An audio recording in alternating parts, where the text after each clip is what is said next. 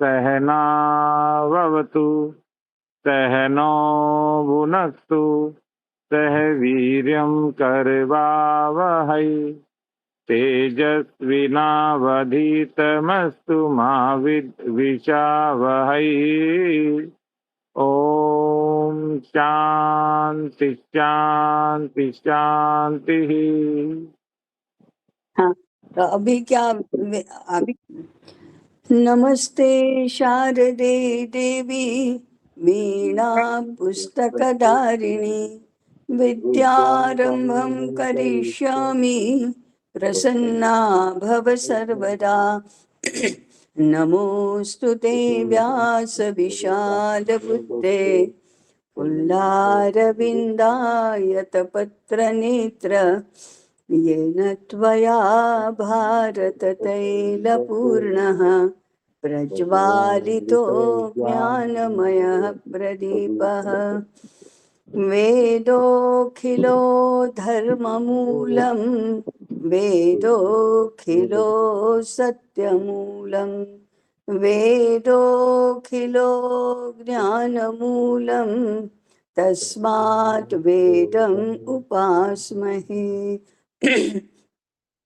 इदं त्रैलोक्यविख्यातं विश्वकल्याणहेतुकं शिक्षायां ज्ञानयज्ञार्थं नैमिषारण्यमुत्तमं ज्ञानविज्ञानवृद्ध्यर्थं विद्यापीठमनारतं नित्यसिद्धमिदं भायात् पुनरुत्थानमुत्तमं हरिः ओम।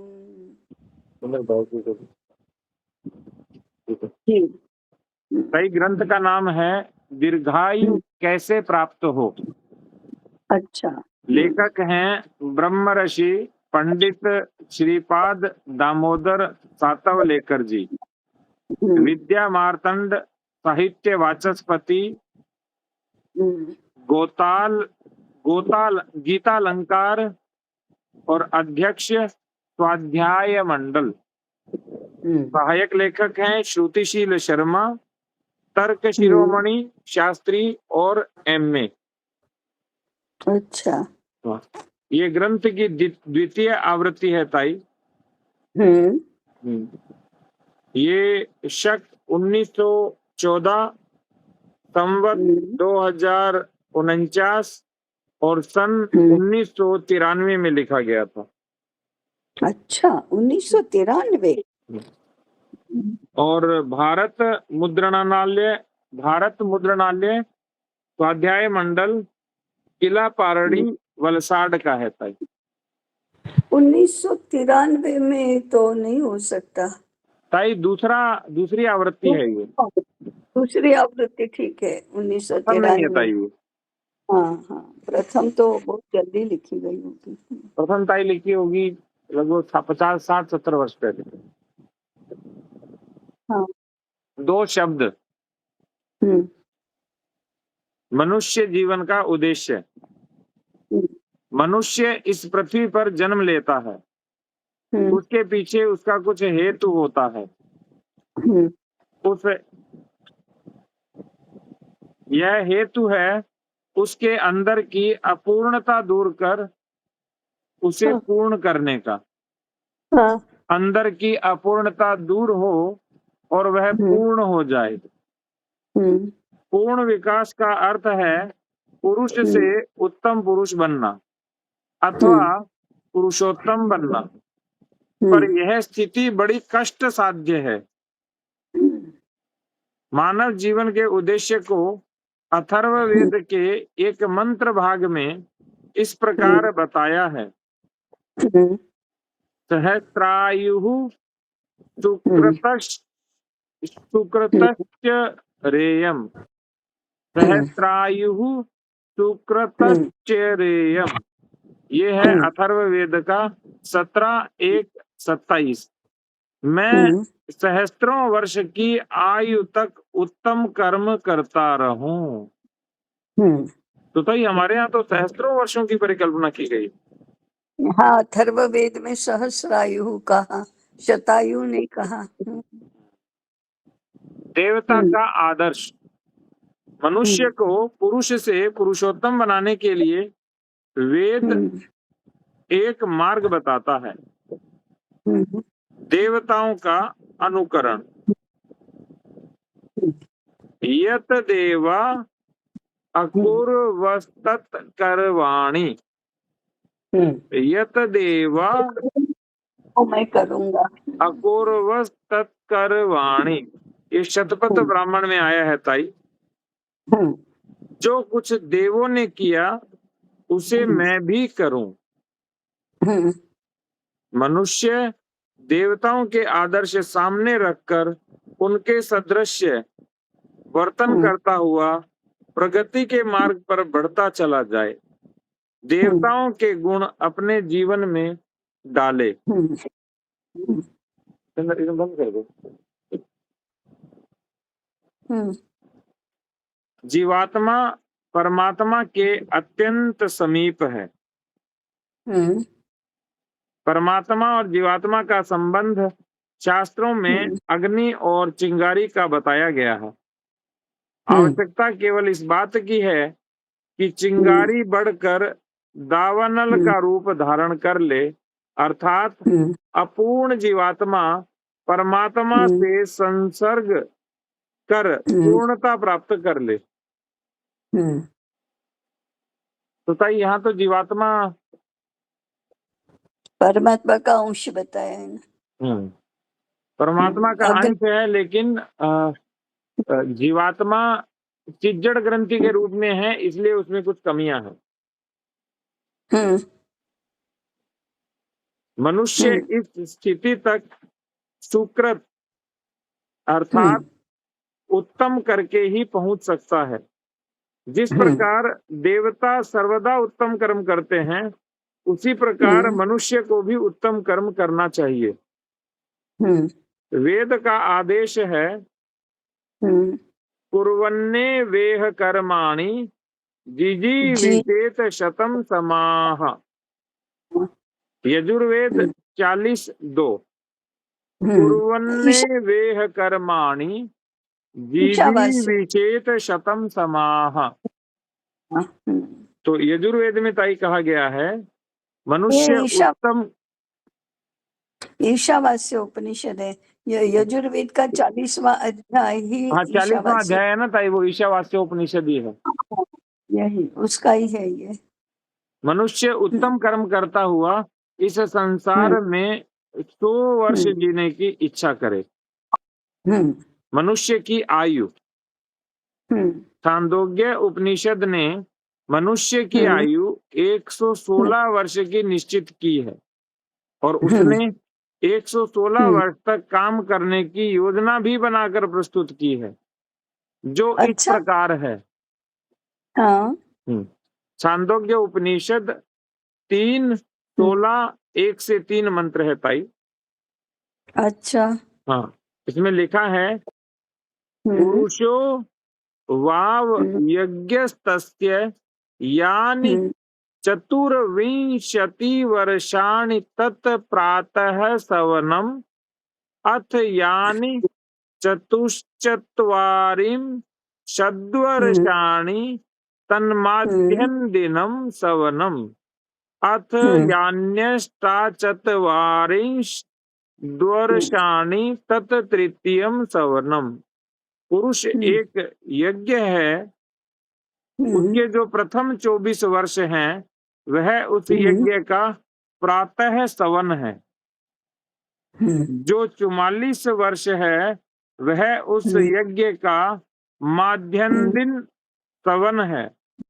जो 48 वर्ष है वह उसका तृतीयम या सायं सवन है। इस प्रकार 24, 44, 48, 116 वर्ष तक का कार्यक्रम छांदोग्य उपनिषद ने बना कर दिया है। अच्छा। इतना तो काम करना मनुष्य के लिए आवश्यक है ही। अच्छा। इसके बाद भी उसका कर्तव्य है कि वह इधर उधर भ्रमण करता हुआ लोगों में ज्ञान फैलाए। वेदों में आए हुए भूयश्च शरदः शतात, भूयश्च शरदः शतात का भी यही अर्थ है कि मनुष्य को 100 वर्ष तो जीना ही चाहिए, पर वह अपने कर्मों से इसे बढ़ा भी सकता है। और यदि वह अपने कर्मों से 100 वर्ष को 150 या 200 कर सकता है, तो वह अपने कर्मों से 100 को 75 या 50 भी कर सकता है। तात्पर्य यह है कि मनुष्य की आयु उसके कर्मों पर निर्भर होती है। तो कल जो हम कह रहे थे कि जाति, कर्म और भोग ये जन्म से मिलते हैं, तो कर्म जन्म से मिलते हैं, वो जाति, आयु और भोग ये 3 जन्म से मिलते हैं। वही हुआ ना, वही तो है कि जन्म से ही मिलते हैं।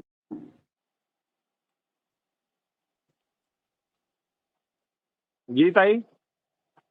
हाँ, वही हुआ ना, कल जो बता रहे थे वही हुआ। इस वाक्य को पुनः पढ़ो।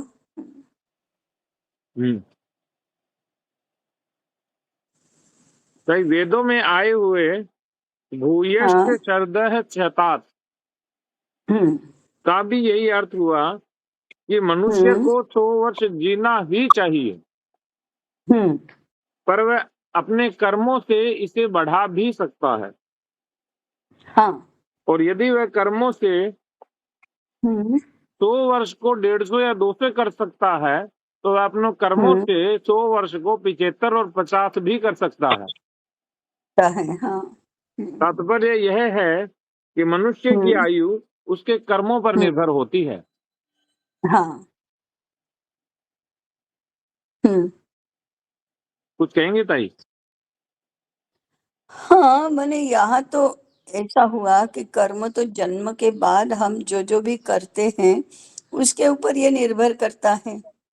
वो जो बात थी कि गर्भाधान के समय, वो तो पूर्व जन्मों के कर्मों की बात हुई कि उन कर्मों के आधार पर इस जन्म की आयु तय होती है। वो बात थी वो। और ये अभी हम इस जन्म में, जन्म के बाद जो कर्म करते हैं उससे या तो वो कम भी होती है या तो बढ़ती भी है। तो आपको कैसे जीना है वो तय करो, ये सिद्धांत हुआ यहाँ कि अगर ठीक से नहीं रहोगे तो आयु कम हो जाएगी, बाकी 100 वर्ष तो आपको जीना ही चाहिए। ये तो इट इज गिवन कि 100 वर्ष आपकी आयु है। अब आप ऐसे दुराचरण करोगे तो कम हो जाएगी, और अधिक अच्छी तरह से रहोगे तो बढ़ भी सकती है। दोनों बातें बताई ना। तो ये इस जन्म के कर्मों की बात हुई।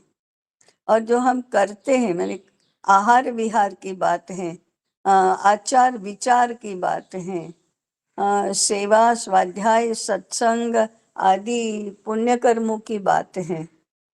वो जैसा जितना जैसे करेंगे वैसे आयु कम या अधिक होगी, ऐसा सिद्धांत इसमें तो बता रहे हैं। तो आगे आएगा कि हम क्या करें और क्या न करें, तभी दीर्घायु होता है और या नहीं होता है। जी ताई।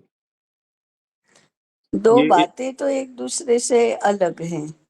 वो एक बात रही कि पूर्व जन्म के कर्मों के कारण से इस जन्म के जाति, आयु और भोग, वो भी और अनुवंश भी, दोनों ही गर्भाधान में दोनों ही मिलते हैं।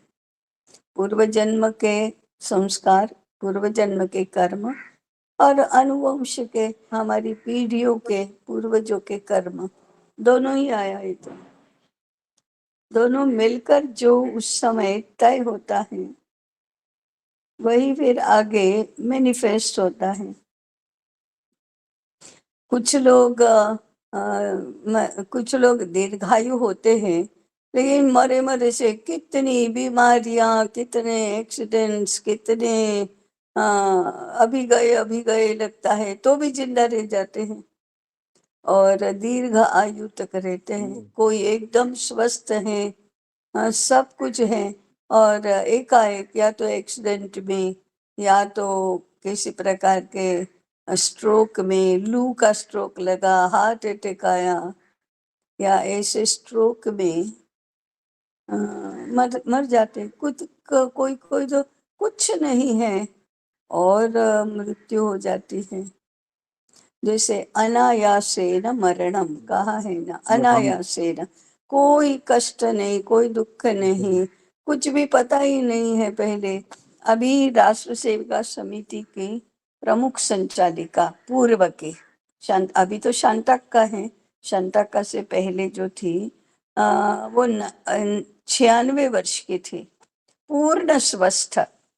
अभी एक हमारे प्रज्ञा प्रभा के लेखक है प्रशांत पोल करके, उन्होंने पुस्तक लिखी है भारतीय ज्ञान का खजाना। वो लेकर वे और उनकी पत्नी सुबह सुबह 8 बजे उनको कार्यालय में मिलने के लिए गए थे। तो आधा घंटा 35-40 मिनट पुस्तक पर बात हुई, बाकी इधर उधर के कार्य की बात हुई, बहुत अच्छे से बात हुई। उन्होंने कुछ सुझाव भी दिए और सब गए, उनको पुस्तक देकर वो लौटे और 9 बजे उनको समाचार मिले कि उनका स्वर्गवास हो गया। ऐसे बोलते बोलते कुछ नहीं है।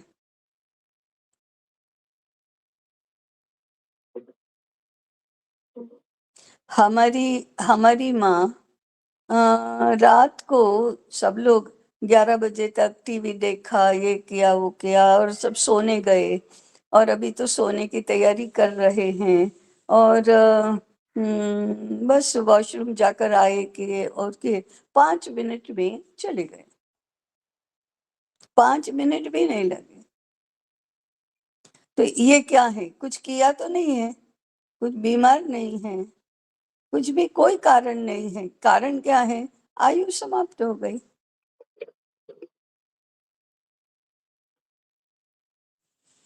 हमारा भाई एक्सीडेंट हुआ था, कोई नहीं कहता था कि ये बचेगा, कोई नहीं। ऐसी ब्रेन इंजरी हुई और अगर डॉक्टरों ने कहा ये अगर जिंदा रहेगा तो मृत की तरह ही रहेगा, उसको ना सेंस होगा, ना स्मृति होगी, ना चलने फिरने की संभावना भी रहेगी।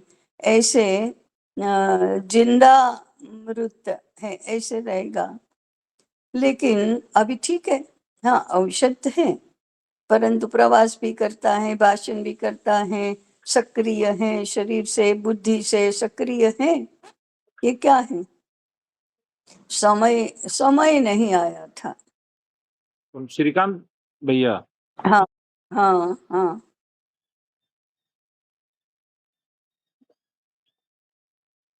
वो बरेली प्रवास पर गया था। प्रातः काल एक स्वयंसेवक के साथ वॉक पर निकला था, तो रास्ते में पीछे से एक कार ने ऐसे टक्कर मारी कि वो आगे लुढ़क गया और गिर गया और जो चोट लगी वहीं पर बेहोश हो गया।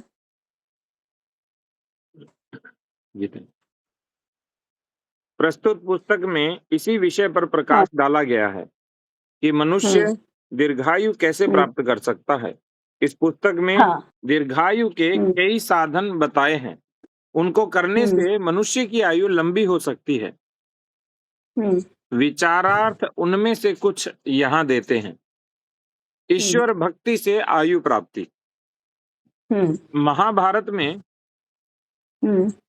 एक स्थल पर महाराज युधिष्ठिर द्वारा दीर्घायु प्राप्ति के मार्ग को पूछने पर भीष्म ने कहा था, ऋषयो दीर्घ संध्यत्वा दीर्घ मायुर्वाप्नुयुः।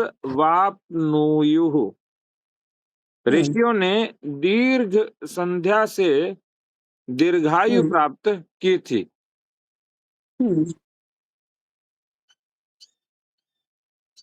इसमें इस बात का संकेत है, वेद में भी इस बात का संकेत है। एक, आयुः प्रजावत तस्मै इत अर्चन्ति। आयु और प्रजा की कामना करने वाले इसी ऐश्वर्यवान परमात्मा की पूजा करते हैं। 2 एषाम भृत्यम ऋणधत सजीवात। जो इन देवों को देववाचक एक परमेश्वर की सेवा करता है वह जीवित रहता है। परमात्मा की सेवा उतनी ही लगन से करनी चाहिए जितनी लगन से एक भृत्य या नौकर अपने स्वामी की करता है। 3 देवानाम सख्यम नह आयुः प्रतिरंतु। देवों की मित्रता हमारी आयु बढ़ाए। 4 उपस्तुतस्य आयुः द्राघीयः। ईश्वर की स्तुति करने वाले की आयु लंबी हो। 5 वरुण ब्रह्मणा वंदमानः त्वातत यामि आयुः मा प्रमोषीः। हे वरुण, स्त्रोतों से तेरी वंदना करता हुआ मैं तुझसे आयु मांगता हूँ, तू मेरी आयु कम न कर। 6 वरुण अथम तव शरदः शतम जीवाति। यह तेरा होकर ही 100 वर्ष तक जीवित रह सकता है। 7 अस्य सखा न हन्यते। इस ईश्वर का सखा मरता नहीं है। इस प्रकार ईश्वर की भक्ति से दीर्घायु प्राप्त होती है। दान से दीर्घायु अच्छा। की प्राप्ति। हर पदार्थ का उपभोग त्याग भाव से करने से भी दीर्घायु की प्राप्ति होती है। शतम हिमाय गो नाम। 100 वर्ष तक जीने के लिए गौ का दान करो। 2 दक्षिणावंतो अमृतत्वं भजन्ते। दक्षिणावंतः प्रतिरंत आयुः। दानशील पुरुष अमरता को प्राप्त करते हैं। दान देने वालों की आयु बढ़ती है। अच्छा। 3 त्वम दाशुषे अदितिः। तू दानशील को अदिति बनाता है। 4 सहस्त्र सावे प्रतिरंत आयुः। सहस्त्रों दान देने वाले दीर्घायु प्राप्त करते हैं। अपने स्वार्थ के लिए विषयों का उपभोग करना आयु को कम करने वाला होता है। सामवेद में एक मंत्र में कहा गया है, अन्नम अदंतम अहमन्नमद्भिः। किसी को न देकर स्वयं ही अन्न खाने वाले को अन्न स्वयं खा जाता है। ऋग्वेद के एक मंत्र में कहा गया है, जो स्वयं के लिए अन्न पकाता है वह खाता है, वह मानो पाप ही खाता है। वह मंत्र इस प्रकार है, ऋग्वेद 10:117-6। ऋग्वेद का 10वां मंडल 117वां सूक्त और 6ठी ऋचा। मोघमन्नं विन्दते अप्रचेताः सत्यं ब्रवीमि वग इत शतस्य। नार्यमणं पुष्यति नो सखायं केवलाघो भवति केवलादो। केवलादि। कहता है केवलाघो लाघो केवलो भवति केवलादि। लादी लादो लिखा है इसमें, लादी कर दो। होगा होगा, हम उसमें तो त्रुटि नहीं निकाल सकते, लेकिन हमने जो सुना पढ़ा वो ऐसा ही है। केवला को भवति केवलादि। अकेला खाने वाला पाप खाता है। हाँ, पूरा श्लोक नहीं, मुझे नहीं पता था, लेकिन फिर से पढ़िए। मैं एक बार इसके ओरिजिनल टेक्स्ट में देखता हूँ, कई बार फोटोकॉपी में कुछ दूर हो जाता है। हाँ।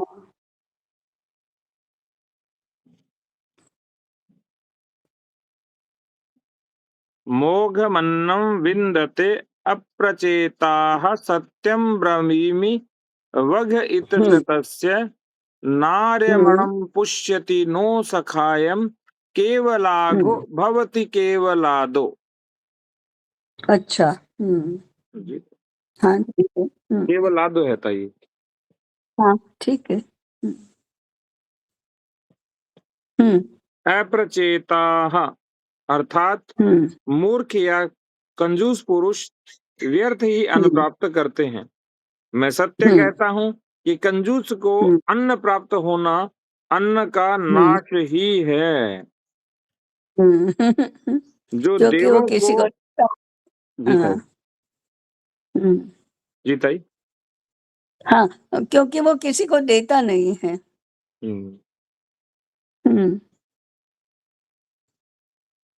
जो देवों को और मित्रों को अन्न न देता हुआ स्वयं ही खाता है, ऐसा अकेला ही खाने वाला मानो पाप ही खाता है। अर्थात स्वार्थ से खाया गया अन्न विष रूप ही है। मनुस्मृति में भी कहा गया है। जी ताई। अन्न दान नहीं किया तो नहीं चलता। मनुस्मृति में भी कहा गया है, भुंजते ते त्वघम पापम ये पचन्त्यात्म कारणात्। ये तो ताई गीता जी में है ना। हाँ, जो केवल अपने लिए पकाता है वह पाप खाता है।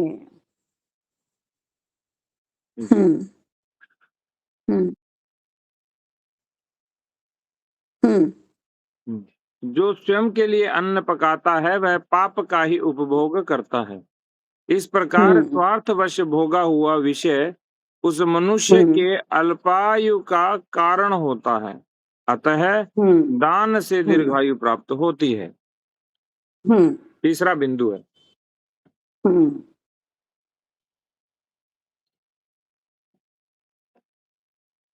पाप भावना से दूर हो। पाप भावना से भी मनुष्य की आयु कम हो जाती है। पाप भावना से मन बिगड़ता है। मन के बिगड़ने से इंद्रियां कुमार्ग में चलना शुरू कर देती हैं। परिणाम स्वरूप मनुष्य अल्पायु में ही मर जाता है। इसलिए वेद में स्थान स्थान पर प्रार्थना की गई है कि हम पाप भावना से दूर रहें। व्यस्मद्वेषो वितरम व्यंहो। हे रुद्र, हमसे द्वेष और पाप दूर कर। सुपक्षः नः आयुषि प्रतारिषत। उत्तम मार्ग से जाने से आयु बढ़ती है। देवानाम भद्रा सुमति ही नः आयु प्रतिरत्तु। देवों की उत्तम बुद्धि हमारी आयु बढ़ाए। भद्रम करणे भी शृणुयाम देवाः व्यशेम देवहितम यदायुः। हम इंद्रियों से उत्तम कर्म करें और देवों के हितकारी आयु को भोगें। 5 अहह अस्मत् विमुंचत नह आयु प्रतारीहि। हे प्रभो, हमसे पाप दूर करो, हमारी आयु बढ़ाओ। आगे का बिंदु है ताई, ज्ञान से दीर्घायु। ये चौथा बिंदु है। विद्या और तप से आत्मा की शुद्धि होती है। विद्या तपोभ्याम भूतात्मा मनुस्मृति में कहा गया है। और आत्म शक्ति से आयु बढ़ती है। प्रजापतेरावृतो ब्रह्मण वर्मणाहम सहस्त्रायु सुकृतश्चरेयम्। ये पहले भी आया था ताई। प्रजापति के ज्ञान रूपी कवच से सुरक्षित हुआ मैं सहस्त्र वर्ष तक उत्तम कर्म करता रहूं।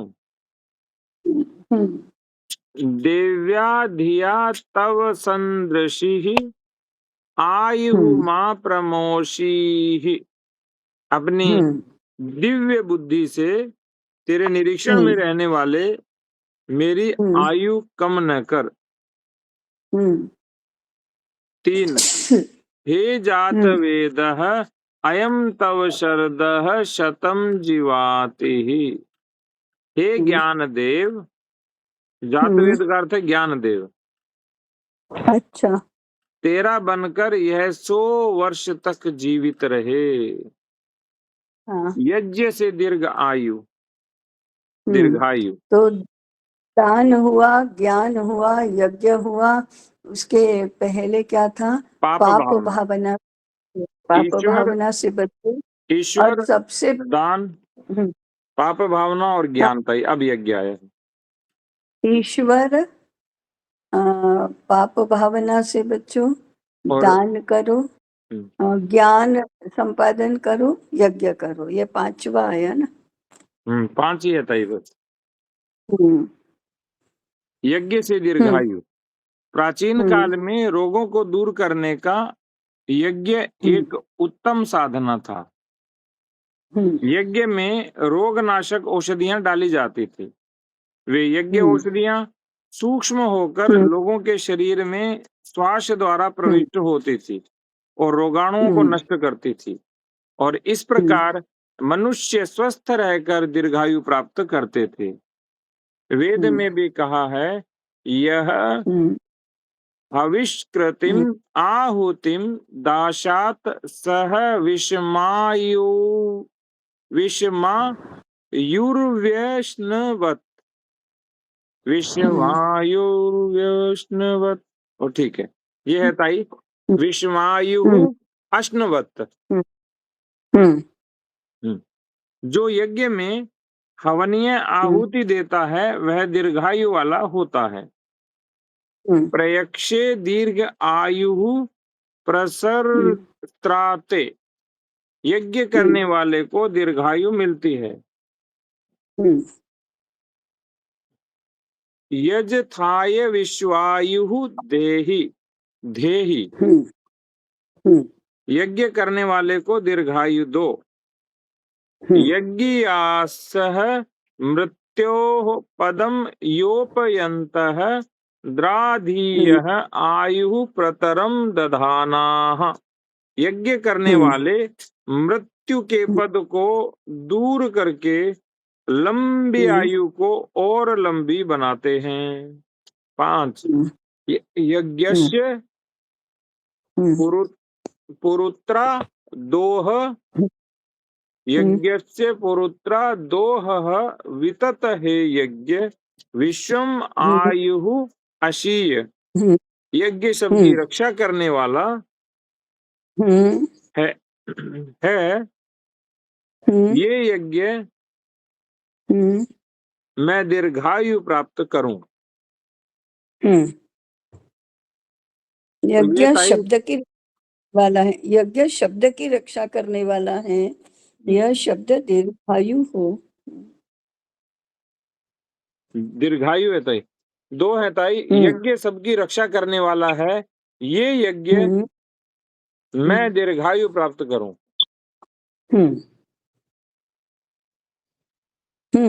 इन्होंने ये यज्ञ लिख रखा था, हे यज्ञ नहीं। यह यज्ञ। जी ताई। तो ये ताई आरंभ का परिचय है 2 शब्द के रूप में। अच्छा अच्छा। हाँ। अब क्या मुख्य कथन शुरू होता है? अच्छा। ताई 25 प्रत्येक प्रश्न में 25 पंक्तियां हैं और एक पंक्ति में अनुमान से 1 2 3 4 5 6 7 8 9 शब्द हैं ताई। अच्छा, 225 शब्द हुए। हाँ, 200 से 250 शब्द का, 200 से 225 शब्द का प्रत्येक पृष्ठ है ताई। हाँ, तो 200 गिनो और 160 पृष्ठ गिनो। 16 दूना 32, 3200 शब्द हुए। हाँ, 3200 बहुत बड़ा नहीं है फिर इसका मतलब। नहीं 200 गुणा 160 नहीं 32,000 शब्द हुए। 3200 नहीं 32,000। जी ताई। हाँ, 32,000 शब्द माने बहुत बड़ा होता है, 32,000। तो उसमें ठीक है, 80 पृष्ठों की हुई। 80 से 100 पृष्ठों की है सामान्य पुस्तक जो होती है उसमें, तो 80 से 100 पृष्ठों की होगी। 80 से 100 पृष्ठ हम 4-5 दिन में पढ़ेंगे, 4 दिन में पढ़ लेंगे। जी तो ठीक है। तो हाँ। भाई इसमें 5 बातें दी हैं। जैसे जो पंच हम्म, यज्ञ में ब्रह्म यज्ञ होता है वो ज्ञान यज्ञ होता है, देव यज्ञ हम्म, होता है वो ईश्वर की स्तुति या भक्ति होता है। हम्म। तीसरा बलि वैश्वानर भूत। या इंद्रिय यज्ञ, हम दोनों बोले, अलग अलग बोले दोनों को, हम्म, तो वो इसमें आ जाएगा ताई दान से। हम्म। और एक यज्ञ, है यज्ञ, ज्ञान, दान, पाप भावना और इस, ईश्वर। हाँ, ईश्वर माने ईश्वर प्रणिधान और पाप भावना से बचना, ऐसी 5 बातें हुई। तो यज्ञ करने की बात है, दान करने की बात है, ज्ञान संपादन करने की बात है, और ईश्वर और पाप भावना से बचना, ये भावना की सद्भावना, ईश्वर प्रणिधान, सद्भावना, दान, ज्ञान और यज्ञ, इतनी 5 बातें रही तो दीर्घायु प्राप्त होती है। और शुरुआत में ताई एक बहुत अच्छा है कि मनुष्य को हाँ, अपूर्ण से पूर्ण बनना ये कष्ट साध्य है। हाँ, हाँ। तो ये सरल तो नहीं है ना। द्वेष नहीं करना भी सरल नहीं है, ईर्ष्या नहीं करना वो भी सरल नहीं है। उसके पास मेरे से अच्छी साड़ी है तो वो फट जाए तो बहुत आनंद आता है, रस आता है। तो इससे कौन बच सकता है। जी सर। मेरे से ज्यादा होशियार है, वो फेल हो जाए तो बहुत आनंद आता है। मैंने अपने अध्ययन से आनंद नहीं आता, दूसरे के नुकसान से आनंद आता है।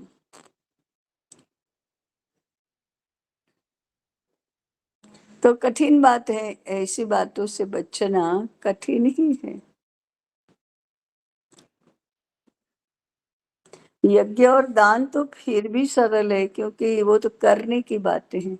ज्ञान संपादन भी कठिन है क्योंकि बहुत परिश्रम पड़ता है।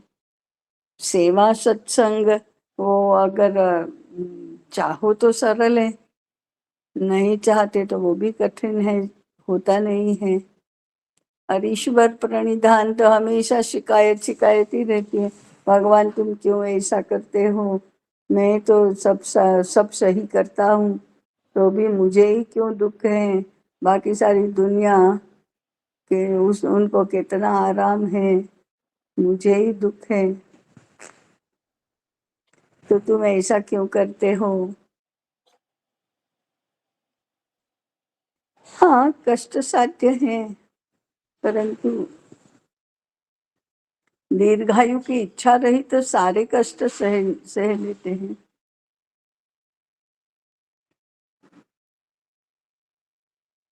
सबसे बड़ी बात ताई इसमें दीर्घायु के साथ स्वस्थायु का भी लिखा है। हम्म।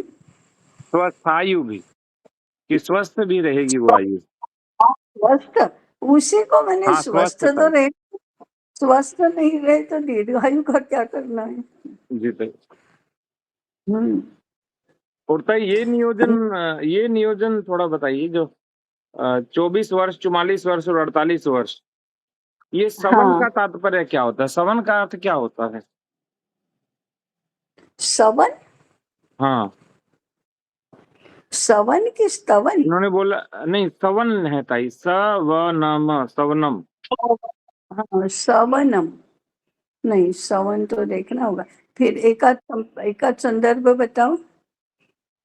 पुरुष एक यज्ञ है, उसके हम्म। जो प्रथम 24 वर्ष हैं वह उस यज्ञ का प्रातः सवन है या प्रातः काल है। हाँ, जो 44 वर्ष है वह पुरुष रूपी यज्ञ का माध्यम हाँ, दिन सवन है। जो हाँ, हाँ, 48 वर्ष है वह उस तृतीय सवन या सायं, वो ठीक है। हाँ, हाँ, हाँ। तृतीय सवन या सायं सवन है, सायं काल है, काल होगा ताई, है ना? हो सकता है, हाँ। तो ये कैसे बताया? ओ ठीक है, पहले युवा रहते हैं और फिर आगे हाँ, 44 तक प्रौढ़ रहते हैं, और नहीं, प्रौढ़ और युवा रहते हैं। पहले 24 वर्षीय तो ब्रह्मचर्य आश्रम है, हाँ। यानी युवा नहीं है, वो बालक है अभी। बालक माने अब गृहस्थ तो बनना है उसको। और फिर जो 44 वर्ष है वह गृहस्थाश्रम है, और उसके बाद 48 है वो वानप्रस्थ और संन्यास्त वृद्धावस्था, क्योंकि 44 और 24 ये 68 वर्ष हुए, और उसके बाद के 48 हैं या 68 ने, हाँ 44 और 24 68 है, ठीक है।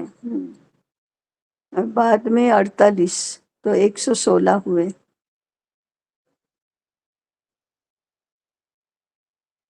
ठीक है ना। 116 वर्ष की आई है सही। 116 में 48 वर्ष है वह वृद्धावस्था है, इसलिए सायं सवन। पर आनंद आ गया था इतने से भी आज। हाँ, हाँ। ठीक है ताई, पूर्ण करें। पूर्ण करते हैं, हाँ। ॐ सहना भवतु, सहनौ भुनक्तु, सह वीर्यं करवावहै, तेजस्विनावधीतमस्तु मा विद्विषावहै। ॐ शान्तिः शान्तिः शान्तिः। अभी प्रियांशु क्या उधर गंगा